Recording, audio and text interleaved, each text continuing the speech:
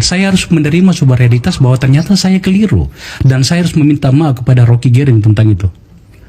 Saya tidak pernah memaafkan orang sebetulnya. Karena maaf itu soal personal. Dalam soal publik itu nggak boleh orang minta maaf. Salah memang, salah berhitung. Itu aja kan. Jadi tidak ada yang personal bagi saya. Satu-satunya yang memungkinkan saya bertahan jadi pengkritik karena saya dapat insight yang mungkin lebih lengkap dari Akbar. Akbar Faisal ada di dalam rejim Jokowi.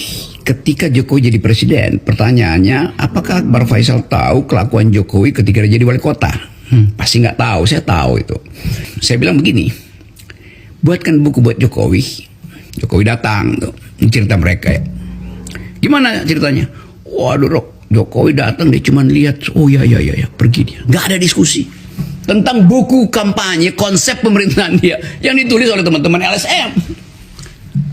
Nah itu pertama kali saya anggap ini orang nggak mampu nih. Jadi dia cuma ingin ada di depan kamera tanpa harus berargumen. Nah itu poin saya pertama yang saya anggap bahwa nggak mampu. Maka saya mulai debat dengan mereka. Teten berupa sebagai ketua tim pemenangan segala itu, saya berkelahi sama Teten tuh, bantuin dong Rok. Nggak bisa gue mau bantuin orang yang nggak bisa berpikir. Bagaimana caranya Ten? Di tempat Arifin Panogoro semua LSM ada di situ. Lu Rok memang dari dulu cuma tukang kasih. Iya gue bilang, tetapi gue ingin aja Pak Jokowi berpikir. Akhirnya kita bikin nego. Ini panjang ceritanya. Saya biarkan karena saya agak paham proses ini. Ya saya bilang begini, masih ada siapa dulu tuh, Emi Hafiz, semua tokoh LSM ya, dari situ. Almarhum.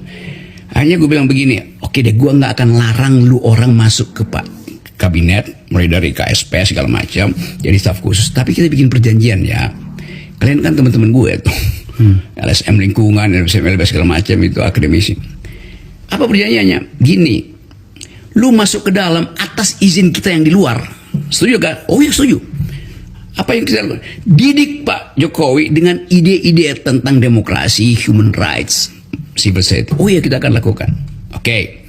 Sekarang ada prinsipnya di dalam persahabatan untuk menghasilkan pemimpin. You ada di dalam atas izin kita. Oleh karena itu gue yang di luar, lu harus laporin ke gue apa yang ada di luar. Fair dong tuh. Kalau saya mau bantu kok. Mau Benny saya bilang begitu juga tuh. Ben, lu berteman sama gue. Bahkan semua, kalau lu nggak bisa mampu menulis tentang pluralisme, gue yang tulisin ide-ide pluralisme supaya Pak Jokowi baca itu dia dipidatokan soal itu pikiran dia tuh. Gue brief.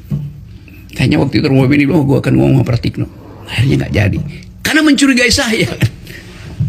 Jadi dari awal saya bilang Pak Jokowi under capacity, tetapi dia semacam percobaan kita untuk memulai tradisi civilian values itu.